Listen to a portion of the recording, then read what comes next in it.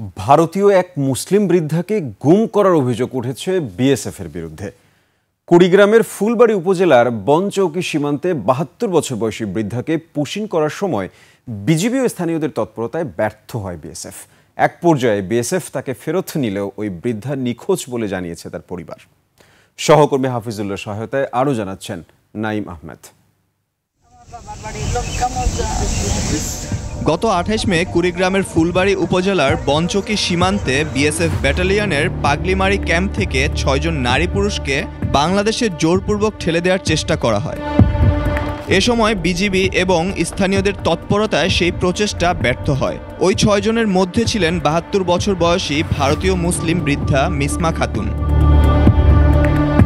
Pushing চেষ্টা ব্যর্থ হওয়ার পর একটি ভিডিও সামাজিক যোগাযোগ মাধ্যমে ছড়িয়ে পড়ে। সেই ভিডিওতে দেখা যায় মিসমা খাতুন বিজিবির কাছে আকুতি জানাচ্ছেন যেন বিএসএফ তাদের উপর নির্দয় আচরণ না করে।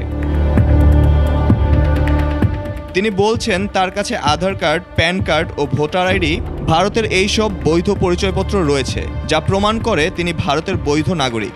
আসামের হোজাই জেলার বাসিন্দা মিসমা খাতুনের বিরুদ্ধে বিদেশি হওয়ার অভিযোগ আনা হলেও তার ছেলে আব্দুল সোবানের দাবি মায়ের কাছে ভারতের সব বৈধ পরিচয়পত্র আছে। আমার মা কাঁদতেছে, তারপরে আমি ফেসবুকটা কমেন্ট করছি, কমেন্ট করার পরে আমি ফোন মারছি, ফোন মারা বাদে আলোচনা হয়েছে।